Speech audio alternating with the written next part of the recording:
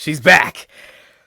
I mean, well, she wasn't really in this episode too much, but I'm not going to complain because she's back. What's going on, YouTube? Welcome to We Sibz, West Coast, East Coast siblings, where we break down your favorite movies and TV shows. Tonight, we're talking episode 7 of SuperGirl, season 6, the final season. This is going to be your reaction, biggest takeaways, review, all rolled into one video. So hit that sub button and click the bell so you don't miss. Let's jump into it. So this episode deals with Kara's crew, the Team SuperGirl, finally making that trip into the Phantom Zone in order to get Kara. They've been dancing around it all season, and they're finally taking the plunge. Now, what quickly ensues is they're attacked by phantoms, and the episode deals with them having to overcome their own individual worst fears and nightmares, which is interesting because in the Flash, the last episode, and we've talked about this in a couple of episodes, where they correlate, like the same things that they're dealing with, because we had to deal with a fear and nightmare-based character in the Flash tonight as well.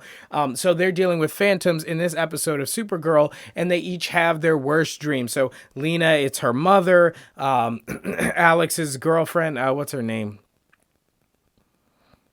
Olsen. You know, the Olsen girl. Brainy has a fear of balloons. I mean, that's when it kind of gets a little stupid, but I've kind of accepted that all these CW shows have their kind of stupid moments, like they're just silly things.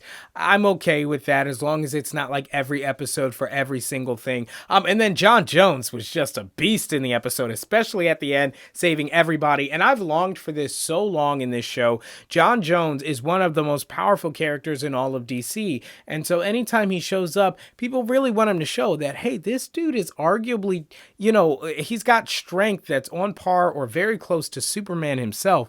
So it was nice to see him kind of save the day, even though it's not Kara saving the day, which is what we really want. It was nice to see him get a moment where he was able to say, let me show you what fear is, or what it's like to be afraid, or whatever. And he saves the crew from phantoms. But here's the thing, guys. Essentially, the bulk of the episode, not much happened. Like, they had their own individual character growth, and that's all great. It's going to make them better people, better teammates, and that's great. But again, I just want to emphasize, this is the last season of SuperGirl. So we've grown with these characters. We know these characters. Is there a big threat coming that they really needed this episode? I mean, this was a mid-season finale. So you got to think there's got to be some grand or great mission in this episode that would be a catalyst for the rest of the season and just hurdle them toward what's coming. But I didn't really feel like the episode was significant enough in terms of what happened to really validate being a mid-season finale. But we finally did get Kara in the end of the episode. She was just sitting around, hopeless. I mean, Kara's never supposed to lose hope, and I know that's happened with Kryptonians in the past, so I'll give it a pass. But yeah, she was hopeless and downtrodden, saying, you know, I encouraged them to hope, and now they're just gonna die. You know, they're coming after me or whatever, and they're gonna die. Her dad finally consoles her and says, look, you're the one who inspired me. You're the one who made me think that all of this was possible and that we can be saved. Because remember, Kara's dad had given up hope when Kara found him, and she kind of reinvigorated his drive to want to escape.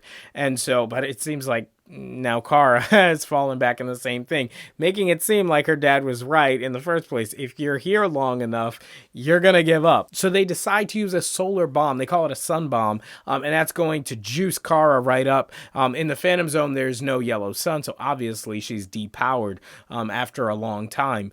And she's been in the Phantom Zone for a while, so this sun bomb reinvigorates her power. She's able to fly into the ship. Now, the big cliffhanger for what we're going to see in the next maybe the next episode, possibly the whole season, she might end up being the big bad, is Nixie Spitlick, the daughter of Mixie Spitlick from Superman. And she kind of follows them. So I don't know why Kara wasn't thinking about that.